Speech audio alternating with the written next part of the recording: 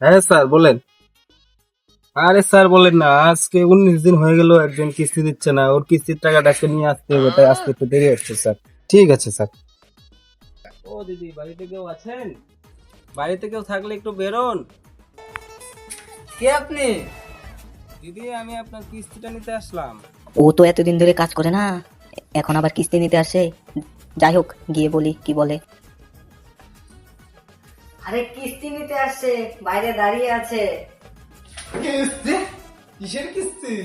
আমি তো তোদের কাজই করতেছি না, ঠান্ডার জন্য কিস্তি মারাচ্ছে। কিস্তির জন্য কি আমি এখন কি বলে দেবো নাকি? আর স্যার, ও না অনেকদিন ধরে কাজ করে না তো, ও বলতেছে কিস্তি দিতে পারবে না, আমাকে নাকি তোমার কাছে বন্ধক দিবে। কি বলো এগুলা?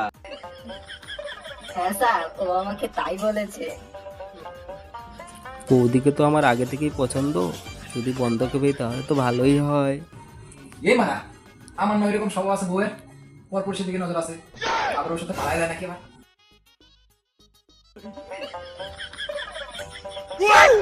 আমার বস চলে যাচ্ছে।